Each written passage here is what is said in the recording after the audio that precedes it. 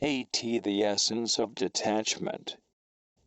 Presence of God, help me, O Lord, to understand the meaning of that total detachment which is the indispensable condition for perfect union with you. Meditation. 1.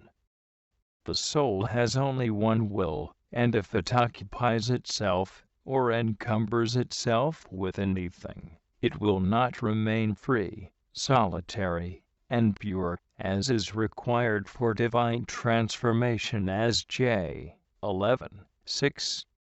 This teaching of St. John of the Cross is in perfect harmony with the fundamental precept of Jesus: "Thou shalt love the Lord thy God with thy whole heart, and with thy whole soul, and with all thy strength, and with all thy mind." Luke 10:27. If the heart is occupied with inordinate attachments to self or creatures, it is clear that it cannot love God with all its strength, which is divided between God and self, between God and creatures. The precept of charity proposed to all Christians requires the radical renunciation of every attachment which is not conformable to the will of God, or which is not consistent with the love of God.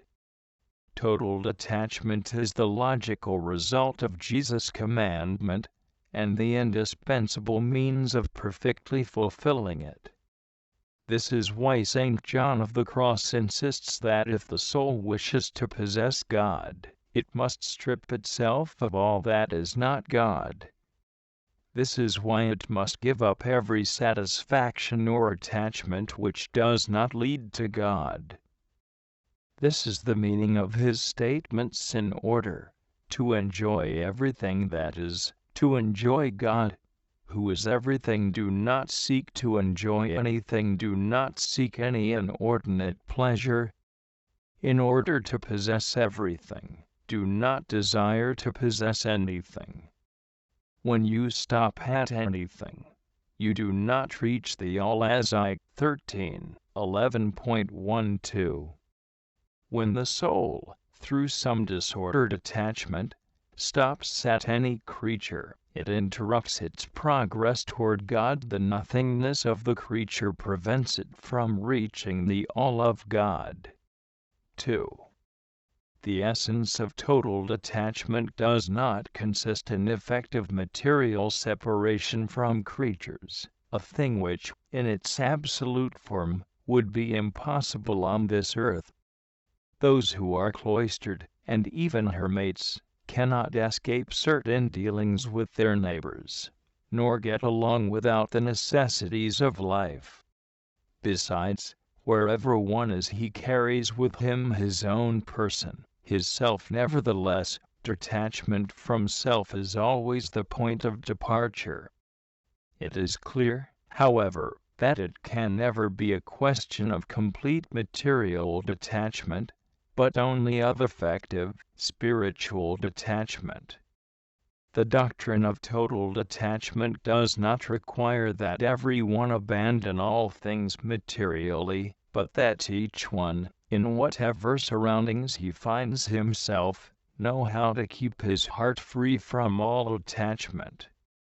In order to enter into this divine union, all the affections living in the soul must die, whether they are many or few, large or small, and the soul must remain free from them, and as detached, as if it were not made for them, nor they for it. As J. 11:8. However, it will be impossible to attain this effective detachment, that is, the death of all inordinate affection for self and creatures, if, at least to a certain degree, we do not practice effective or material detachment. If we cannot give up all useless preoccupation with creatures, we shall never reach interior detachment. Likewise, the soul who, by consecrating itself to God, has separated itself materially from people dear to it, or has already given up so many things, must not think that all is accomplished. It will always have to be vigilant in order to keep itself free from all attachments. Whether we live in the world or in solitude, whether we possess much or little, we must always strive for the essence of detachment, which is detachment of heart and mind.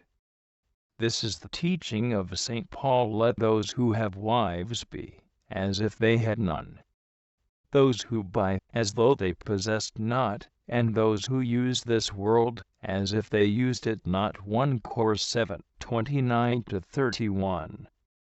Colloquy. O Lord, why should the idea of total detachment frighten me, since it is the means of finally arriving at loving you with all my heart, with all my soul, and with all my strength, since it is the path which leads me to union with you, infinite beauty and charity, triune God, the beginning and end of all things. O blessed detachment from all that is mean and perishable, to what a sublime state will you not raise me? You love me, my God, and for those who love you, your love is no insignificant thing. Why, then, should I not return your love with all my strength? It would really be a happy exchange, O my God, giving you my love and receiving yours. I know indeed that you can do everything, and that I can do only what you enable me to do. But what do I do for you, my Lord and Creator? I make some feeble resolutions which really amount to nothing. But if you wish me to gain everything by this nothing, I shall not be so foolish as not to listen to you. T.J. Way, 16. O Lord, with your help I wish to set to work immediately to refuse no sacrifice, to spare no fiber of my heart in order to detach myself completely from everything that might tie me to earth. These sacrifices and detachments will pain my weak human nature, but you will enable me to see that, even though they make my heart bleed, it is nothing in comparison with the immense treasure which they purchase for me, which is the attainment of you, my God, you, who are all. O Lord, do not permit my cowardly heart to tarry amid earthly things. Do not permit me to divide my affection, little as it is, between you, who are all, and creatures, who are nothing, between you, my God, and my egoism, which is nothing but sin and misery.